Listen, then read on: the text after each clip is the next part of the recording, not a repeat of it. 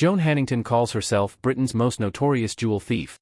In the late 1970s, Hannington's life was in great turmoil. She'd left her allegedly violent husband, convicted armed robber Ray Pavey, and her daughter, Debbie, was placed into foster care. Desperate to turn her life around, she landed a job at a jewelry store in London and began to steal from the store's safe. She didn't stuff the diamonds in her pockets or purse, though. She stole by swallowing them. "Best bank in the world is your tummy. Best safety deposit box invented," Hannington wrote in her 2002 memoir I Am What I Am. She quickly rose from amateur thief to one of London's top criminal masterminds after meeting her husband Benny Boise, born Ronald Thomas Hannington, an antiques dealer who taught her more about the art of thieving. The CW and ITV's miniseries Joan, which premiered on October 2 and stars Sophie Turner, is based on Hannington's 2002 memoir.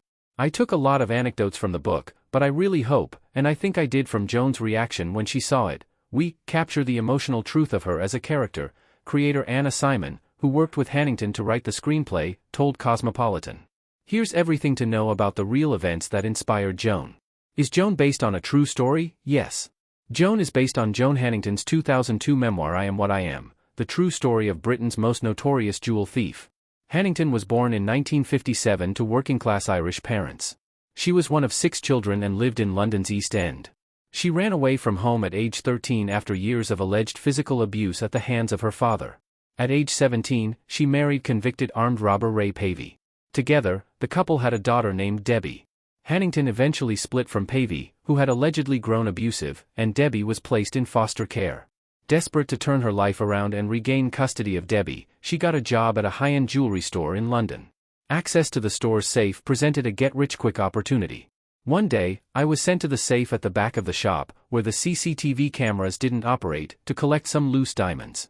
I opened the safe and trays of brilliant white stones glittered back at me, she wrote in her 2024 book Joan. My heart galloping, I grabbed a handful of diamonds off each tray and swallowed them. I didn't know it at the time, but I'd swallowed about 800,000 pounds of stones. Roughly 12 hours later, the diamonds passed through her system and Hannington sanitized them in a bowl of gin. The store never realized they were missing inventory and Hannington sold a few to gem dealers before hiding the remainder in a tin, which she buried near her London apartment. Hannington quit working at the jewelry shop a few months later and eventually met antiques dealer and skilled thief Boise. He was 17 years her senior and taught her everything from check and credit fraud to counterfeiting. Boise and Hannington became the definition of partners in crime, running a multi-million-dollar criminal enterprise together, stealing, writing counterfeit checks and dealing fake antiques. Hannington honed her jewelry theft skills, often dressing up in disguises to visit jewelry stores. While there, she'd try on various diamond rings and commit the details of one ring to memory.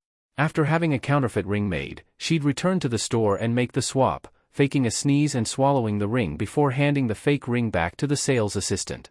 I would leave the shop feeling ecstatic. I never felt guilty. I knew the jewels and antiques were insured and I only stole from people who could afford it, Hannington wrote in her 2002 book. Swallowing diamonds was my life, my buzz, my drug. It was the only thing that I really liked doing. To me, I had a gift. The world was my stage and I played my roles to perfection. The couple spent their millions on cars, clothes, and expensive trips around the world. Hannington wrote that she once had 11 fur coats and 2,000 pairs of shoes.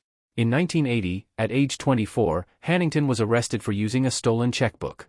She was sentenced to 30 months in prison, but before reporting to Holloway Prison, she married Boise. The only other time Hannington was ever arrested was after she stole a car to visit Debbie in foster care. According to Luxury London, she got yet another job at a jewelry store upon her release from Holloway and continued swallowing diamonds. Hannington, who had earned the nickname the Godmother, left her criminal past behind after Boise died. He was killed in an explosion while allegedly attempting to burn down a house for the insurance money.